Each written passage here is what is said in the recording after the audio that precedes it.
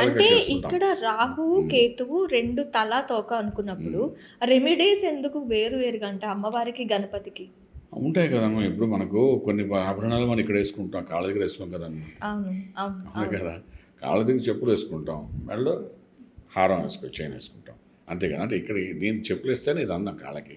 అయితే అలాగే కేతుకి ఏమిస్తే అది సంతృప్తి పడుతుందో అవి కేతువుకి ఇవ్వాలి మనం. హ్మ్. అలాగే హ్మ్. రాహుకి ఏమి ఇవ్వాలో అది రాహుకి ఇవ్వాలి. తల, తోక అని మనమే అనుకుంటాం కదా! సో, అవును. మనకు ఆల్రెడీ ఆ కాన్సెప్ట్ మనకు అర్థమైపోయింది నాకే. సో, ఇక్కడ ఏంటవుతున్నాయంటే ఈ యొక్క ఒక భయంకర రాహుమారితో వచ్చానంటే వీడి జీవితం ఇంకా నాశనం అయిపోయింది అన్నట్టుగా మన వాళ్ళు ప్రచారంలో తీసుకొచ్చేస్తారు. ఇంకేముంది రాహుదశ వచ్చేసింది. 18 ఏళ్ళు జీవితం అయిపోయినట్టుగా.